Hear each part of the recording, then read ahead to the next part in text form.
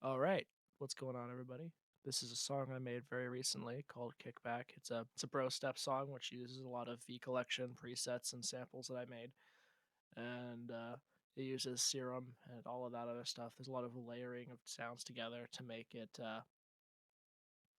to glue and make thickness. So uh, I guess I'm just gonna play it for you. Then I'm gonna go in the project file and explain some of the things I did. I'm not sure how accurate I'm gonna be because this has taken me a long time and I've done a lot of things to it.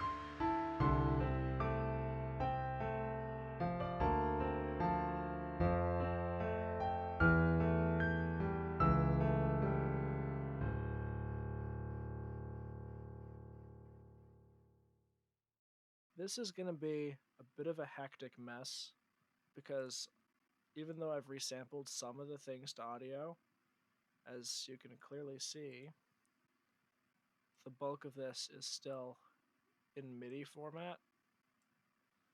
I've resampled the piano, but like I've got super saws and complex dubstep drops here, and so this is what the project file looks like.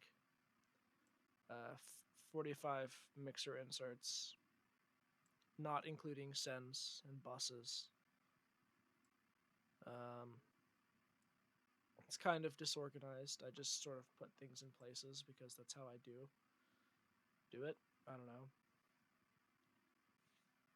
I just generally have the drums at the top and the main sounds in the middle, and then the effects and background elements in the bottom. But that's not like I'm following any sort of rules here. So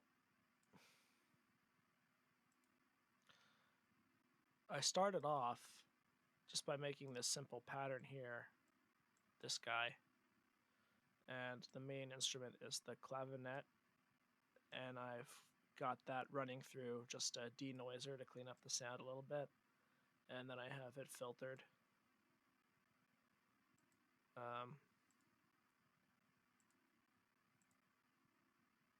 See, that's here. Even with the denoiser, it's still got background noise. This is where this background noise is coming from. Let's see if I turn this up a bit. Like I'd have to completely destroy the sound to get rid of that, and then you wouldn't be able to hear it. But that should at least, because the project is already done, it doesn't really matter too much. And then I've just got a Prophet 5 preset, which is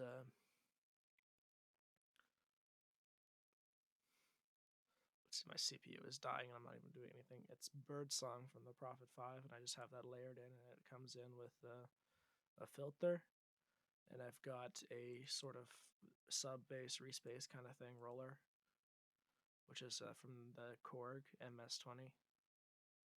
It's dark roller, and I just have that filtered coming in as a filter sweep going into the verse. And this lead is a simple serum lead I made pretty quickly. It is a saw and a square, and they are just both playing at the same time. They both have a few voices. There's a low pass, and if there's a phaser on it, that's basically it. It's pretty simple. I've just got an LFO doing pitch modulation on it, so it's got vibrato.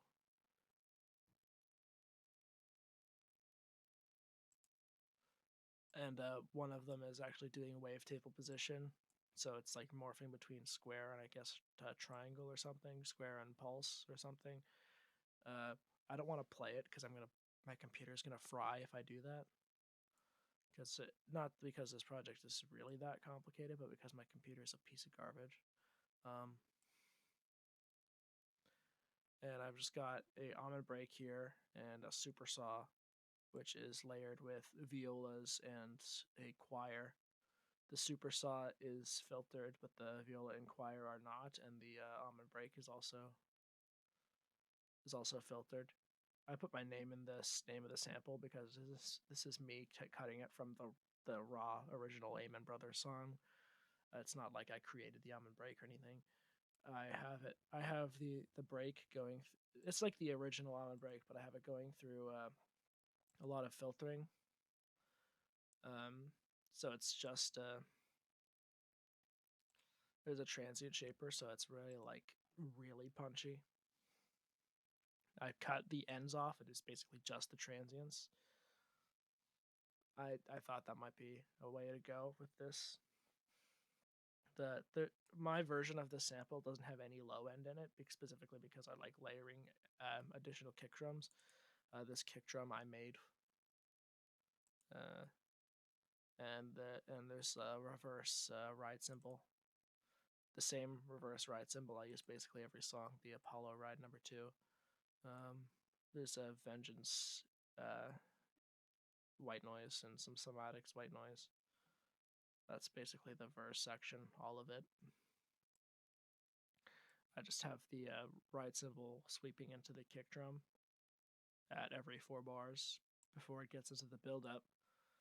The vocal is just a splice vocal, and then this is resampled and dropped down an octave and filtered a little bit. Vengeance Impact trombone, which I have hilariously labeled as Boner because I'm really funny. And then I've got a different super saw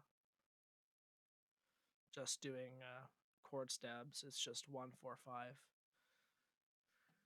until it gets to the drop. The chords in the beginning are 1 4 1 7 1 4, something like that. It's a very simple chord progression. It's not like I actually put that much thought into it.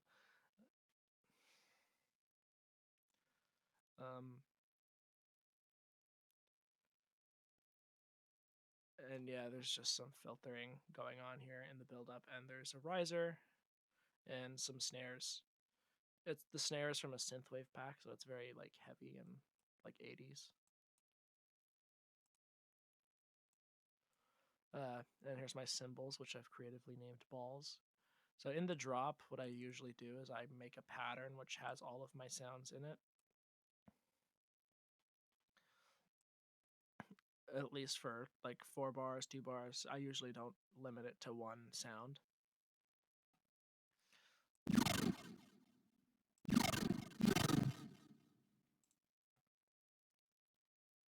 This is actually pretty complex because I'm layering. There's this. There's this. I don't know who made this at this point.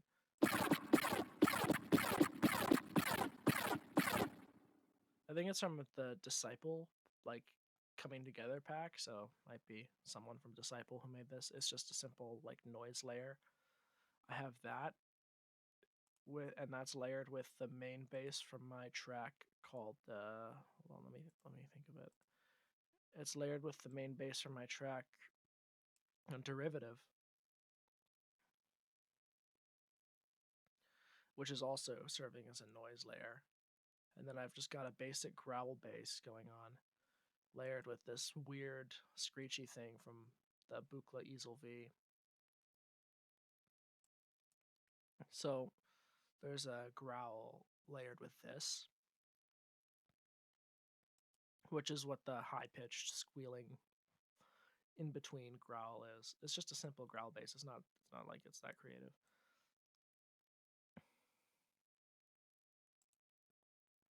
And this one is then there's this next pattern, which is just a crooker's bass, basic, simple. I do it a little differently. I used a saw wave, and then I filtered down from a saw wave.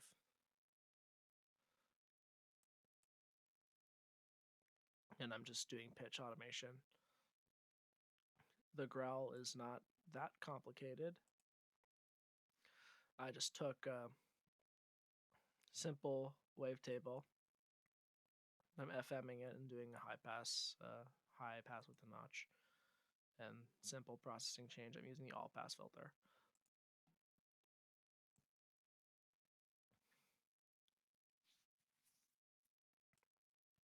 And then we've got this guy, which I made previously in a different project file, which is a basic like rhythm bass. It's like square FM with a sine wave, which is synced, and the sync is on three different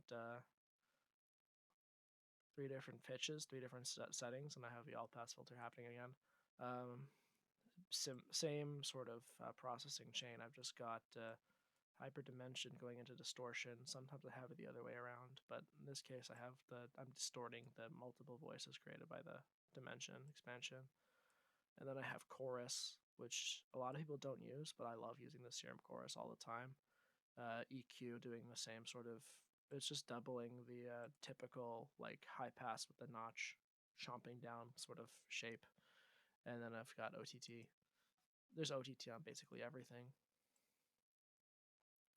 And then the B section of the drop is just a repetition of the first 8 bars of the first drop. And the second drop's B section is also the same. It's sort of a recapitulation sort of thing. I've got the build-up vocal sort of sprinkled in here. And there are parts where I take it out, where it either doesn't need it or is obnoxious and annoying. And I have the reverse ride cymbal all over the place because it's like my favorite effect. And I've just got filter every 8 bars going on. And I've got offbeat piano, which is literally just piano V. And this is automating the amount of vibrato on the Crooker's Scream sustain bass. So that's basically that. That's the first drop. The difference between the second build-up and the first build-up is that I have the noise layer, dubstep bass in the second build-up, and it's filtered, and the trombone doesn't come in until later, and the breakbeat melody set thing, the breakdown melody, which is another Prophet 5 preset, it sort of sustains and cuts off with the frequency shifter, and I use the frequency shifter's feedback knob to make it all weird and liquidy and glitchy. I really like the way the feedback knob works, and that's it in the FL Studio frequency shifter. I'm using the same frequency shifter on the noise layer during the drops. I didn't mention earlier, but I did throughout the entire track. I've been using the frequency shifter and sort of with the feedback knob on to change the tone of it throughout. It's a subtle thing, like that you don't really notice unless you're actually listening for it, but I think it's effective. This is just a simple future bass drum fill, which I added way late into the creation of this track. I was like, okay, well, there needs to be a drum fill here because there isn't one, and I just sort of added it.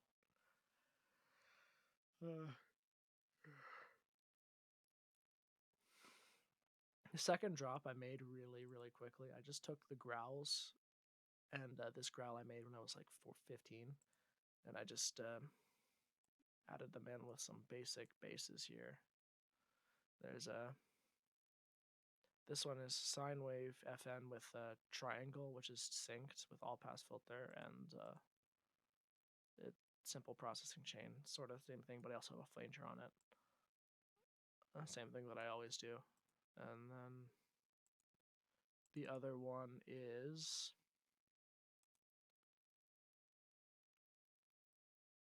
the last dubstep bass is this one, which I made as in a previous project file. I just made it in a sound design session, which I have this the Reese wavetable from Serum FM with a sine wave, which is synced, and I've got high pass with the notch. This is the processing chain. I've got flanger on it, and just the LFO is the simple shape here. It's just a simple rhythm pattern, sort of offbeat swing kind of thing. And that only lasts for 3 bars in the entire track, so that's kind of the thing. And then it just goes back into the B section. You think it's going to lead into the B section, but I have the second half of the build-up happen, and then the B section happens again. And then I've just repeat the melody layered on top of the I've got this melody layered on top of this melody in the piano with piano V, and it just resolves the tonic basically. That's kind of the whole track in the most simplest terms possible.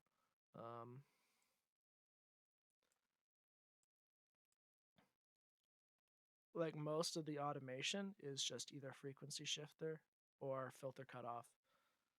So that's that. And this is actually a volume automation for the and there's some volume automation for the preset of from the Buchla easel, because it sustains longer than the actual note itself that I want, because I just want it to be for a quarter note, so I just have it cut off after a quarter note. And here I'm cutting off the reverb and the trombone volume, which because it sustains a lot longer than the actual note itself, so I just cut off the volume when it gets to the snare for the bass drop. I do that a number of times,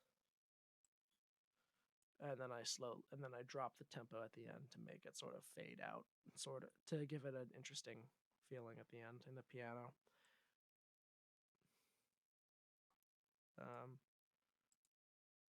This B warp, this is just automating the sync of the quarter note triplet rhythm bass that I made for this part. I can't play it because I'm not even doing anything, and I'm using 93% of my CPU power, so yeah. Thanks for watching, I guess. Cool, bye. This is also the first video I've made with this microphone, so rad.